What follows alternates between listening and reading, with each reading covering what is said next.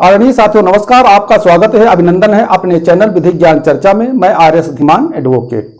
साथियों आज का हमारा टॉपिक है, आज का विषय आज हम चर्चा करेंगे उत्तर प्रदेश ज्योति चकबंदी अधिनियम 1953 के अध्याय 2। अध्याय 2 का नाम है नक्शों और अभिलेखों का पुरीक्षण तथा संशोधन। अध्याय 2 के अंतर्गत धारा 12 है जिसमें प्रावधान है पुनरीक्षण अभिलेखों में अभिलिखित अधिकारों अथवा स्वात्तों पर प्रभाव डालने वाले परिवर्तनों तथा व्यवहारों से संबंध मामलों का निर्णय। तो साथियों धारा 12 की उपधारा 1 के संबंध में हम चर्चा करेंगे और धारा 12 की उपधारा 2 के संबंध में भी हम चर्चा करेंगे। और धारा 12 को समझने के लिए मुख्य बिंदु जो हैं, विभिन्न बिंदु हैं, उन पर भी हम चर्चा करेंगे। तो साथियों इससे पहले जो हमारे चैनल पे हमारे व्यूअर्स नए हैं, अभी तक हमारे चैनल को सब्सक्राइब नहीं किया है, कृपया चैनल को सब्सक्राइब कर ले, वीडियो को शेयर करें, लाइक करें और साथियों कमेंट भी किया करें। तो साथियों आइए इस टॉपिक को व्हाइट बोर्ड पे समझते हैं। विधिक ज्ञान चर्चा। साथियों हमारा चैनल है विधिक ज्ञान चर्चा और हमने इंग्लिश में और हिंदी में दोनों में यहां लिख दिया है विधिक ज्ञान चर्चा। तो अब साथियों देखते हैं उत्तर प्रदेश ज्योति चकबंदी अधिनियम 1953 UP consolidation of holding act 1953। अध्याय 2। अध्याय 2 का नाम है नक्शों और अभिलेखों का परीक्षण तथा संशोधन। ये हमारा भाग 35 का वीडियो है, यानी चकबंदी से संबंधित 35वां वीडियो है।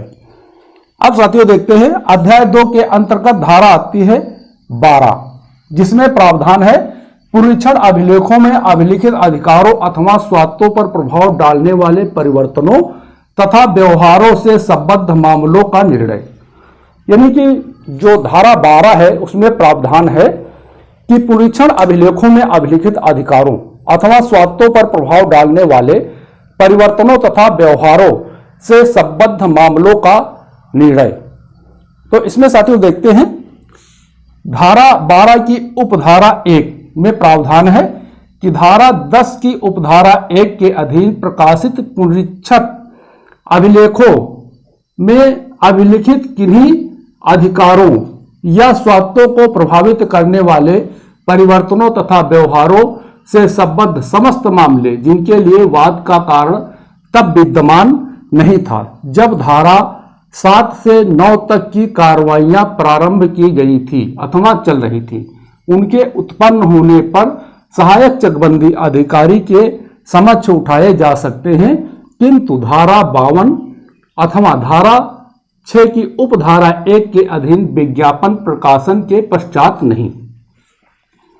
तो साथियों जो धारा 12 की उपधारा 1 है उसमें प्रावधान है कि धारा 10 की उपधारा 1 के अधीन प्रकाशित पुनरीक्षित अभिलेखों में अभिलिखित किन्हीं अधिकारों या स्वात्तों को प्रभावित करने वाले परिवर्तनों तथा व्यवहारों से संबद्ध समस्त मामले जिनके लिए वाद कारण तब विद्यमान नहीं था जब धारा 7 से लेकर 9 तक की कार्रवाइयां प्रारंभ की गई थी अथवा चल रही थी, उनके उत्पन्न होने पर सहायक चकबंदी अधिकारी के समक्ष उठाए जा सकते हैं, किंतु धारा 52 अथवा धारा 6 की उपधारा 1 के अधीन विज्ञप्ति प्रकाशन के पश्चात नहीं। उसके बाद साथियों धारा 12 की उपधारा 2 में प्रावधान है यदि उपधारा 1 के अधीन कोई मामला उठाया जाए तो उसकी सुनवाई तथा निर्णय पर धारा 7 से धारा 11 तक के उपबंध आवश्यक परिवर्तनों सहित उसी प्रकार लागू होंगे मानो वह उपयुक्त धाराओं के अधीन उठाया गया मामला हो। धारा 12 की उपधारा 2 में प्रावधान है कि यदि धारा 1 के अधीन कोई मामला उठाया जाए तो उसकी सुनवाई तथा निर्णय पर धारा 7 से 11 तक के उपबंध आवश्यक परिवर्तनों सहित उसी प्रकार लागू होंगे मानो वह उपयुक्त धाराओं के अधीन उठाया गया समझा जाएगा। अब साथियों धारा 12 को समझने के लिए हम निम्न बिंदुओं पर चर्चा करते हैं। जो पहला बिंदु है धारा 12 का परिक्षेत्र। तो साथियों पहला बिंदु है धारा 12 का परिक्षेत्र। जब इस अधिनियम की धारा 7 से 9 तक की कार्रवाइयों के समाप्त हो जाने के बाद धारा 10 की उपधारा 1 के अधीन प्रकाशित अभिलेखों में अभिलिखित किन्हीं अधिकारों या स्वात्वों को प्रभावित करने वाले परिवर्तनों तथा व्यवहारों से संबंधित वाद कार्ड उत्पन्न होते हैं तो ऐसे मामलों को सहायक चकबंदी अधिकारी के समक्ष धारा 52 या धारा 6 की उपधारा 1 के अधीन विज्ञप्ति प्रकाशित होने के पहले उठाया जा सकता है। धारा 12 के अधीन प्रस्तुत नामांतरण प्रार्थना पत्र में उत्तराधिकारी संयुक्त जोतों के बंटवारे की भी प्रार्थना कर सकता है। उसके बाद साथियों देखते हैं नंबर 2 है, जो दूसरा पॉइंट है वो है धारा 12 के अधीन विचाराधीन कार्रवाइयों को निरस्त नहीं किया जा सकता। यानी धारा 12 के अधीन विचाराधीन कार्रवाइयों को निरस्त नहीं किया जा सकता है। तो दूसरा पॉइंट है धारा 12 के अधीन विचाराधीन कार्रवाइयों को स्थगित या निरस्त नहीं किया जा सकता है। चकबंदी प्राधिकारी के समक्ष विचाराधीन कार्रवाई को इस आधार पर कि भूमि से संबंधित विक्रय पत्र या प्रलेख के निरस्तीकरण या संविदा के विशिष्ट अनुपालन का वाद सक्षम न्यायालयों या न्यायालय में विचाराधीन है, स्थगित नहीं किया जा सकता। चकबंदी कार्रवाई के अंतिम हो जाने से सक्षम न्यायालय में विचाराधीन प्रलेख निरस्तीकरण या संविदा के विशिष्ट अनुपालन के बात पर कोई प्रभाव नहीं पड़ता है। उसके बाद साथियों देखते हैं तीसरा पॉइंट है, वो तीसरा पॉइंट है धारा 12 के अधीन प्रार्थना पत्र प्रस्तुत करने की अवधि। यानी जो तीसरा पॉइंट है वो है धारा 12 के अधीन प्रार्थना पत्र प्रस्तुत करने की अवधि। धारा 12 के अधीन प्रार्थना पत्र प्रस्तुत करने के संबंध में यह उपबंध किया गया है कि ऐसा प्रार्थना पत्र धारा 52 या धारा 6 की उपधारा 1 के अधीन विज्ञप्ति प्रकाशित होने के पहले किसी भी समय प्रस्तुत किया जा सकता है। यदि कोई व्यक्ति धारा 12 के अधीन प्रार्थना पत्र प्रस्तुत नहीं करता है तो धारा 52 व धारा 6 की उपधारा 1 के अधीन विज्ञप्ति प्रकाशित होने के बाद अपने अधिकार व स्वात्व का दावा जमींदारी विनाश कानून के उपबंधों के अधीन कर सकता है। तो अब साथियों देखते हैं चौथा पॉइंट। चौथा पॉइंट है धारा 12 के अधीन आपत्ति न प्रस्तुत करने का प्रभाव। जो चौथा पॉइंट है वो है धारा 12 के अधीन आपत्ति न प्रस्तुत करने का प्रभाव क्या है, ये बताया गया है।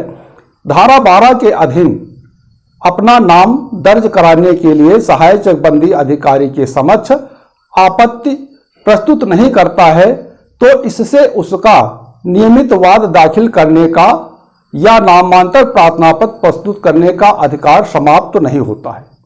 वह धारा 52 के अधीन चकबंदी समाप्ति की विज्ञप्ति जारी हो जाने के बाद नियमित वाद या नामांतर प्रार्थना पत्र राजस्व न्यायालय में प्रस्तुत कर सकता है, जो धारा 49 से बाधित नहीं होगा।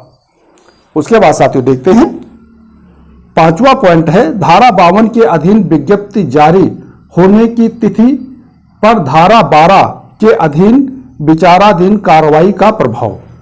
जो पांचवा पॉइंट है वो है धारा 52 के अधीन विज्ञप्ति जारी होने की तिथि पर धारा 12 के अधीन विचाराधीन कार्रवाई का प्रभाव। यदि धारा 52 के अधीन विज्ञप्ति जारी होने की तिथि पर धारा 12 के अधीन कोई नामांतर प्रार्थना पत्र विचाराधीन है तो उस विचाराधीन कार्रवाई में पारित आदेश का क्रियान्वयन तदर्थ नियुक्त किए गए अधिकारियों द्वारा किया जाएगा और ऐसे कार्यान्वयन के संबंध में यह माना जाएगा कि उक्त कटक में चकबंदी क्रियाएं समाप्त नहीं हुई हैं। उसके बाद साथियों देखते हैं जो छठा पॉइंट है वो है धारा 12 की कार्रवाई में पक्ष न होने का प्रभाव। जो छठा पॉइंट है वो है धारा 12 के अधीन कार्रवाई में पक्ष न होने का प्रभाव। यदि धारा 12 के अधीन विचाराधीन नामांतरण की कार्रवाई में वैध नामांतरण उद्घोषणा के जारी होने के बाद नियमतः आदेश पारित किया गया है तो कोई ऐसा व्यक्ति जो उक्त कार्रवाई में पक्ष नहीं है, उपरोक्त आदेश को निरस्त कराने के लिए प्रार्थना पत्र प्रस्तुत नहीं कर सकता है।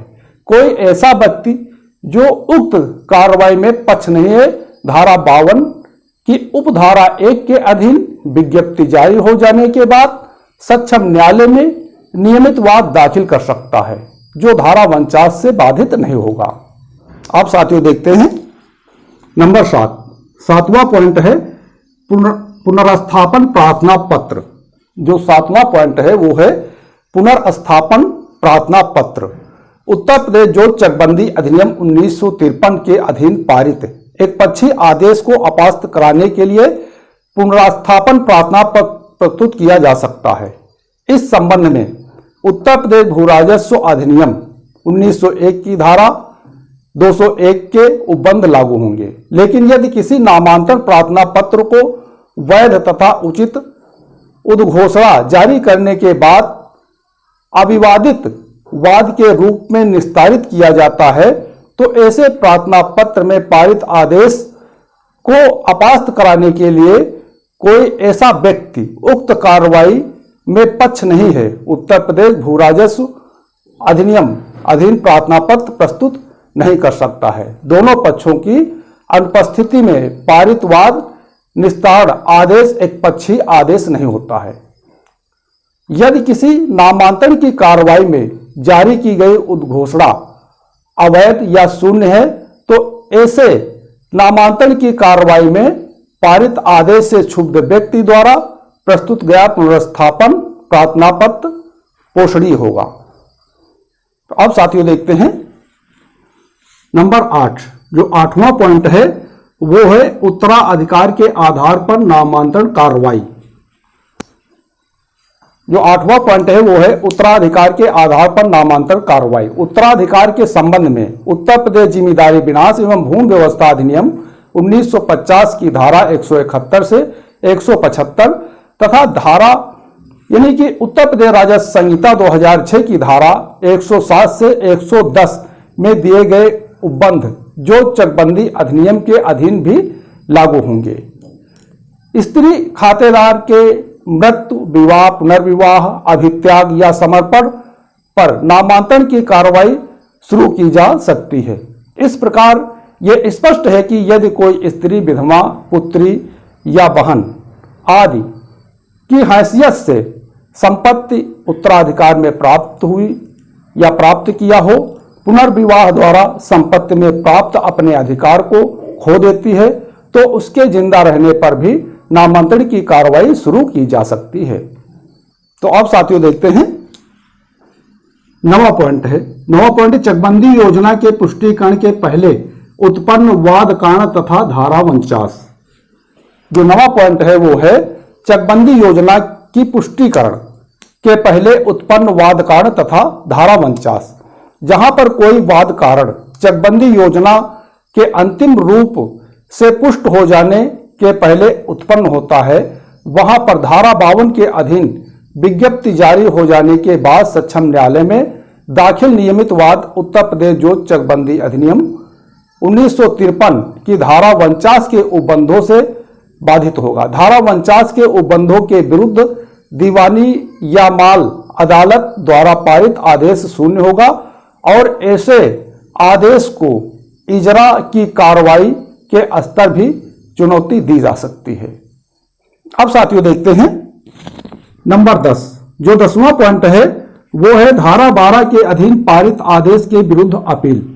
जो 10वां पॉइंट है वो है धारा 12 के अधीन पारित आदेश के विरुद्ध अपील। धारा 12 के अधीन की गई कार्रवाई पर धारा 11 के उपबंध लागू होते हैं, यानी धारा 12 के अधीन पारित आदेश के विरुद्ध अपील धारा 11 के उपबंधों के अनुसार बंदोबस्त अधिकारी चकबंदी की अदालत में प्रस्तुत की जा सकती है। अपील करने की अवधि आलोच्य आदेश की तिथि से 21 दिन होती है, लेकिन भारतीय अवधि अधिनियम 1963 की धारा 5 के अधीन पर्याप्त कारण देते हुए काल बाधित अपील प्रस्तुत की जा सकती है।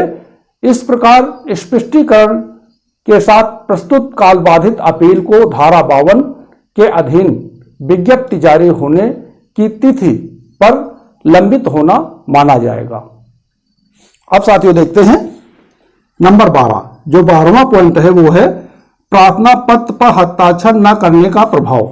जो 12वां पॉइंट है वो है प्रार्थना पत्र पर हस्ताक्षर न करने का प्रभाव। जब कोई व्यक्ति धारा 12 या किसी अन्य धारा के उपबंध के अधीन कोई आपत्ति या प्रार्थना पत्र किसी अधिकारी के समक्ष प्रस्तुत करता है तो ऐसे प्रार्थना पत्र या आपत्ति पर प्रार्थी के हस्ताक्षर या निशानी अंगूठा होना चाहिए, लेकिन भूल से हस्ताक्षर या निशानी अंगूठा न करना या न बनाना एक प्रतिक्रियात्मक त्रुटि है जिसे जानकारी होने पर दूर किया जा सकता है। ऐसी परिस्थितियों में प्रार्थी या आपत्तिकर्ता को उपरोक्त त्रुटि को दूर करने का अवसर प्रदान किया जाना चाहिए। अब साथियों देखते हैं 13वां पॉइंट। 13वां पॉइंट है सहायक चकबंदी अधिकारी का अधिकार। जो 13वां पॉइंट है वो बनता है सहायक चकबंदी अधिकारी का अधिकार। धारा 12 की उपधारा 2 में कहा गया है कि धारा 12 की उपधारा 1 के अधीन प्रस्तुत किए गए मामलों के संबंध में धारा 9 से धारा 11 तक के उपबंध लागू होंगे। धारा 9 का की उपधारा 1 के अधीन सहायक चकबंदी अधिकारी विवादों का निस्तारण समझौता के आधार पर कर सकता है। जो मामले धारा 9 का की उपधारा 1 के अधीन निस्तारित नहीं हो पाते हैं उन्हें सहायक चकबंदी अधिकारी वास्ते निस्तार चकबंदी अधिकारी के समक्ष भेजेगा। ये सब उपबंध धारा 12 के अधीन प्रस्तुत किए गए नामांतर प्रार्थना पत्र पर भी लागू होंगे। तो साथियों आज हमने इस वीडियो के माध्यम से समझा उत्तर प्रदेश ज्योत चकबंदी अधिनियम 1953 के अध्याय 2 का नाम है नक्शों और अभिलेखों का पुनरीक्षण तथा संशोधन। अध्याय 2 के अंतर्गत धारा 12 है जिसमें प्रावधान है पुनरीक्षित अभिलेखों में अभिलिखित अधिकारों अथवा स्वात्तों पर प्रभाव डालने वाले परिवर्तनों तथा व्यवहारों से संबद्ध मामलों का निर्णय। तो साथियों धारा 12 की उपधारा 1 के संबंध में चर्चा किया और धारा 12 की उपधारा 2 के संबंध में चर्चा किया और धारा 12 को समझने के लिए विभिन्न बिंदुओं पर भी चर्चा किया। तो साथियों हमें पूरा विश्वास है कि आप लोग भी इस टॉपिक को पूर्णतः समझ गए होंगे। यदि कहीं पे कोई बात समझ में ना आई हो तो आप व्हाट्सएप के द्वारा, फोन के द्वारा, कमेंट के द्वारा जानकारी प्राप्त कर सकते हैं। तो साथियों हमारे चैनल पे जो हमारे व्यूअर्स नए हैं, हमारा पुनः निवेदन है कि चैनल को सब्सक्राइब कर ले, वीडियो को शेयर करें, लाइक करें और साथियों कमेंट भी करें। तो साथियों आज के वीडियो में बस इतना ही। अगले वीडियो तक के लिए नमस्कार।